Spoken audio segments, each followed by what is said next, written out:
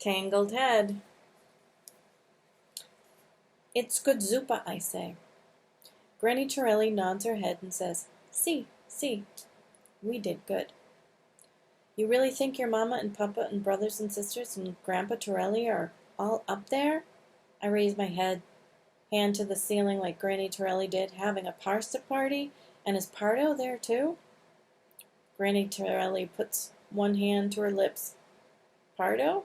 Oh, Rosie, you don't want to know about that. I do. Oh, Rosie, Rosie, I will tell you later. Is it sad, I ask?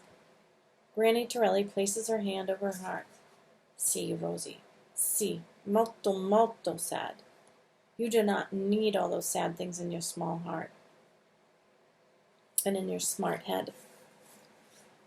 I wish I had all those things in Granny Torrelli's head inside my head, and then maybe I would know what it was going to happen to me, and who I will be, and what I will be, and if I will marry, and if I will have children, and if I will have a job, and if I will be happy in my life. What I say to Granny Torrelli is only part of that. I wish I had the things in your head inside my head. Oh, Rosie, I wish I had a young head like yours, instead of this old head of mine. You should not wish for all those tangled things in my head. She taps her forehead. Very, very crowded in here. She passes me the bread. Now, she says, let's get back to that Bailey. There she goes again. Lost. I glance out the kitchen window toward Bailey's house next door, but I can see only the front yard and the bushes hugging the house. A piece of red paper skips over the grass, doing flips in the breeze, and I think of Bailey when he was little and had a red sweater. One day, Carmelita came running to our door. Bailey is missing. Bailey is gone. And my mother and I rushed with Carmelita up and down the street and around the block calling, Bailey, Bailey, Bailey. And we stopped everyone and asked if they had seen Bailey dressed in a red sweater and blue shorts. And people joined us, all the neighbors, old and young, racing up and down the street shouting, Bailey, Bailey, Bailey. And someone called the police. And now the police were roaming up and down the streets asking people if they had seen Bailey in his red sweater and blue shorts. Bailey was never supposed to go anywhere alone. Never, never, never. Carmelita was out of her mind with worry. He's been kidnapped. Who would do such a thing? Oh, Bailey, Bailey, Bailey. And when it started to get dark, we went home to get flashlights. And there was Bailey sitting on the front porch in his red sweater and blue shorts eating a peanut butter and jelly sandwich. And maybe it was like when Granny Torrelli lost Nero, Pardo's black mangy dog. Maybe we looked like a big wave of people coming down the street and all of us saying, Bailey, Bailey, Bailey. Oh, Bailey, you are safe. But Carmelita did not punch him, and she did not call him stupido, like Granny Torrelli called Nero.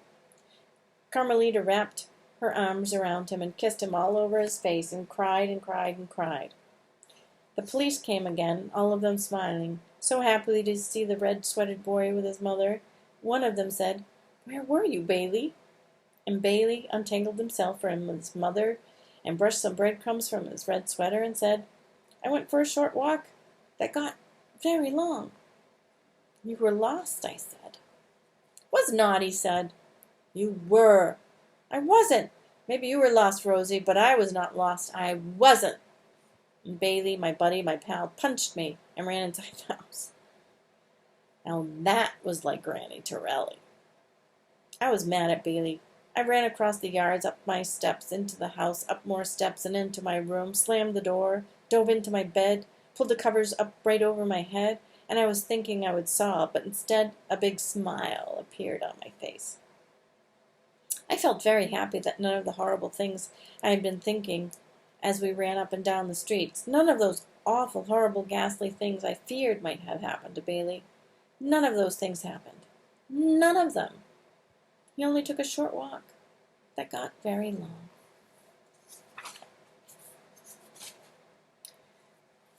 The Prince.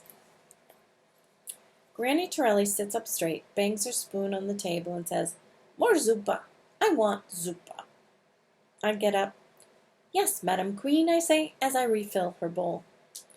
And then I tell her about the time that I was coming home from school. Maybe I was 10 then, and 2 older girls followed me. Nasty, mean girls looking for a fight.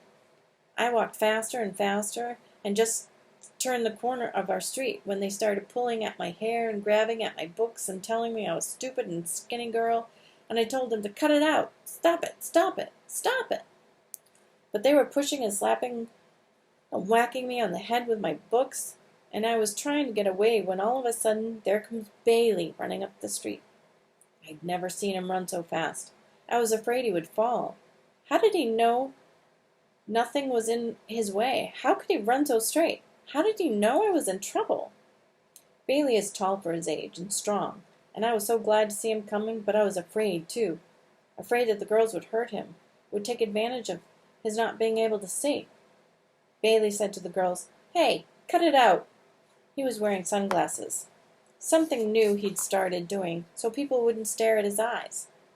The girls blinked at Bailey, standing there so tall and strong, and they stopped pushing and whacking me and backed away. They don't know, I thought.